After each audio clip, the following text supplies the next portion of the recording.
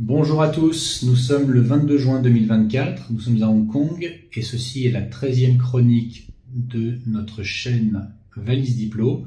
Aujourd'hui nous allons parler des Philippines puisque vous n'avez pas pu manquer dans les médias de masse le déluge de vidéos, d'articles sur les accrochages en mer de Chine du Sud entre la Chine, les gardes-côtes chinois et leurs homologues philippins.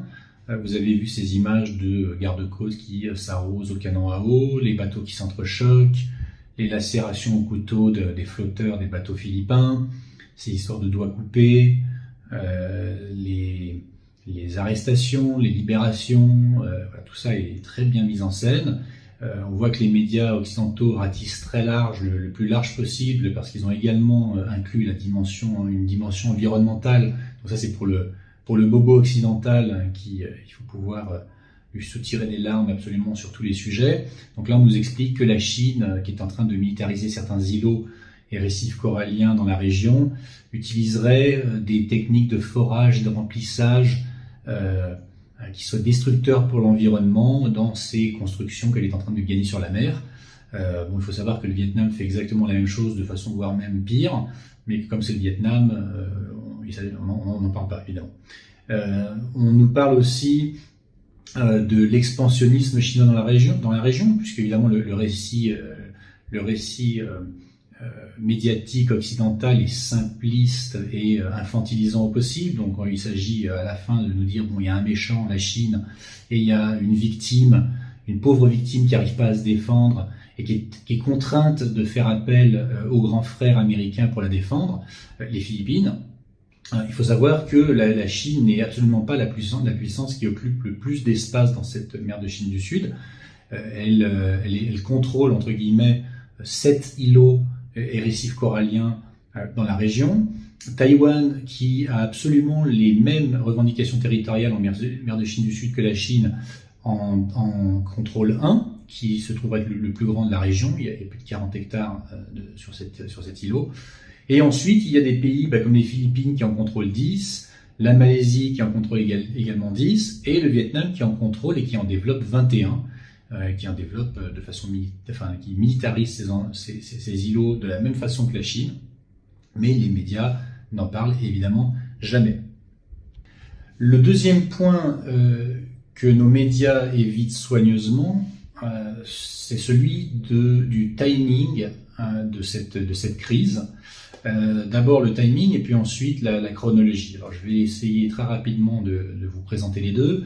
D'abord le timing, on se demande pourquoi est-ce que cette crise a lieu aujourd'hui, aussi soudainement, on va dire, sous la présidence de Marcos Jr., puisqu'il est au pouvoir depuis un petit peu plus d'1 an, et la crise a commencé quasiment quelques semaines après son accession au pouvoir.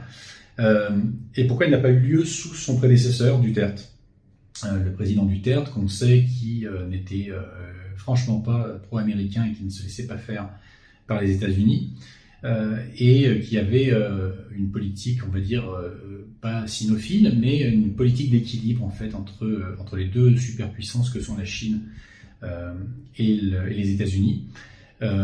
Mais c'est sous Marcos Jr. que cette crise a pris une telle ampleur. Alors, il faut se rappeler un petit peu la chronologie, et ça commence en janvier 2023. En janvier 2023, Marcos Jr. vient d'accéder au pouvoir, et la première visite officielle qu'il fait à l'étranger, c'est en Chine, c'est à Beijing, il rencontre Xi Jinping.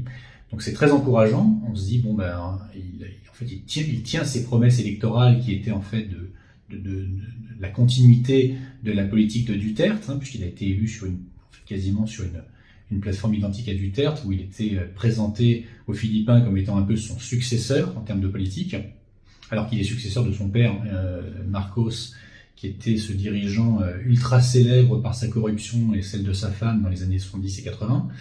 Passons là-dessus pour l'instant. Il arrive à Pékin en janvier 2023. La visite a lieu les 3, 4 et 5 janvier 2023. Et tout de suite, les déclarations sont extrêmement encourageantes et apaisantes.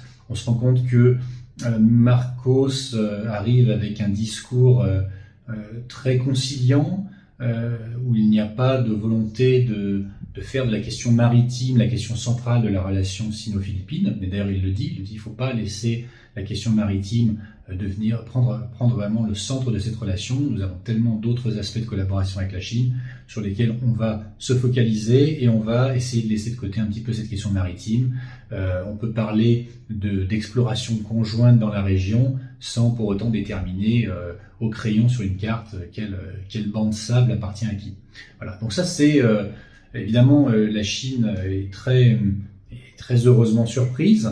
Elle accueille cette bonne volonté avec beaucoup de bienveillance.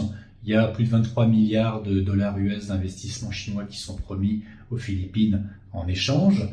Donc on se dit, bon, la relation est bien partie et Marcos, jeune dirigeant philippin, est parti sur les pas de Duterte et c'est plutôt bon signe pour la région. Sauf que 5 jours plus tard, la Cour suprême des Philippines déclare non conforme à la constitution philippine un accord qui date de 2005. Donc là, on se rend compte que ça a pris 18 ans à la Cour suprême philippine de se décider de la constitutionnalité d'un traité international que son État a signé 18 ans auparavant. Et ce traité était un traité tripartite entre la Chine, les Philippines et le Vietnam. C'était un traité sur une exploration conjointe de la mer de Chine du Sud, une exploration sismique donc qui consistait en fait à connaître un petit peu plus la composition du sous-sol marin en termes de ressources d'hydrocarbures ou autres. Et donc c'est un accord qui avait été signé par ces 3 États. Et là tout d'un coup de théâtre, la Cour suprême philippine déclare qu'il est inconstitutionnel. Donc là on est 5 jours après la visite de Marcos à Pékin. Juste après, 2 semaines derrière, le patron du Pentagone, Lloyd Austin, déboule à Manille, où il n'est pas invité, où il s'invite, donc, et réunion entre 4 yeux avec Marcos Jr., d'où il ressort, et Marcos Jr. fait une volte-face dans sa politique de relation avec la Chine, et déclare que dorénavant, les Philippins ne se laisseront pas faire, ne se laisseront pas marcher sur les pieds, et c'est inadmissible, et les Philippins ne se laisseront pas faire. Voilà. Donc là, on a compris que les États-Unis avaient activé, on va dire, l'aspect héréditaire de la relation sino-philippine, puisque la quasi-totalité des fonds détournés par le père de Marcos Jr., donc Ferdinand Marcos, ce sont des milliards de dollars US, sont dans les banques aux États-Unis, gelés. Alors évidemment, Marcos aimerait bien, et sa mère aimerait bien remettre la main dessus, mais il y a également eu des menaces du gouvernement américain sur la possibilité de poursuites en justice si jamais Marcos ou sa mère mettaient les pieds sur un territoire contrôlé par les États-Unis. Donc on a très bien compris la nature de cette volte-face. C'est un président qui n'a pas les moyens de sa politique étrangère. Et quelques mois plus tard, la Cour suprême revient à la charge et officialise sa décision du mois de janvier de déclarer le traité tripartite sino-vietnamien et philippin, de le déclarer inconstitutionnel. Enfin et surtout, la question dont ne nous parlent pas les médias occidentaux, qui est la première question qu'on devrait se poser, c'est sur la légitimité des revendications philippines dans la région. Alors là, il faut en faire une petite chronologie historique. Qu'est-ce que c'est que les Philippines? C'est un pays qui est indépendant depuis 1946. C'est un pays qui avait été donné, qui était sous occupation espagnole depuis le XVIIe siècle et qui a été donné aux États-Unis suite à la guerre américano-espagnole. Et en 1898, les Philippines deviennent américaines. Les Philippines accèdent à leur indépendance en 1946. Donc c'est la première fois que les Philippines sont un État à part entière. Avant, ce n'était pas un État, c'était un peu comme l'Italie avant 1848. C'était une collection de royautés, de principautés, de choses comme ça, mais ça n'était pas un État, on va dire, intégré. Donc 1946, eh bien, le territoire philippin est également confirmé dans ces tracés, et pour ces tracés maritimes sont utilisés les tracés qui avaient été décidés au traité de Paris, le traité de Paris en 1898, qui était celui donc, qui faisait la cession des Philippines de l'Espagne aux États-Unis. Et ces cartes maritimes montrent toutes que les revendications actuelles des Philippines en mer de Chine du Sud n'apparaissent pas. Donc c'est quelque chose qui n'existait pas à l'époque.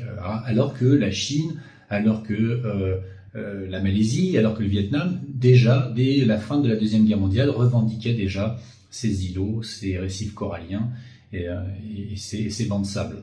Voilà. Donc là, on est en 1946 et les Philippines n'ont absolument aucune des revendications qu'elles ont aujourd'hui. Ces revendications apparaissent dans les années 70, au début en 1972, par la création d'une nouvelle région philippine, qui est en fait une extension d'une région limitrophe existante, et où un gouverneur local, au crayon, trace un trait supplémentaire. On peut imaginer qu'il avait eu quelques recommandations américaines, et qui en fait prennent les récifs de Scarborough et des îlots Spratly comme faisant partie d'une province philippine déjà existante.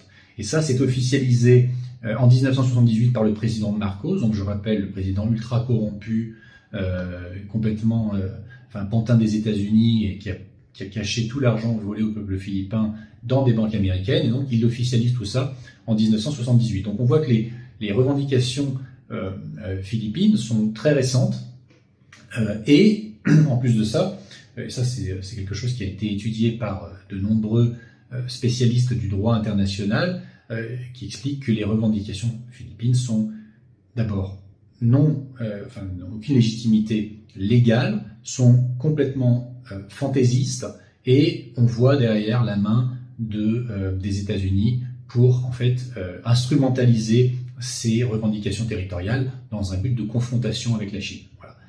Donc c'est ce qu'il faut, sans rentrer plus dans les détails et pas faire trop long aujourd'hui, c'est ce qu'il faut garder à l'esprit, c'est toutes ces informations qui ne sont pas expliquées et qui pourraient être expliquées dans un texte de quelques pages, hein, c'est pas quelque chose c'est pas un livre entier à lire, ça pourrait être expliqué par nos médias, mais évidemment cela est bien caché pour nous présenter la question de la façon la plus manichéenne possible, le bien contre le mal, le méchant contre le gentil, et comme vous avez compris aujourd'hui, ça n'est évidemment pas le cas.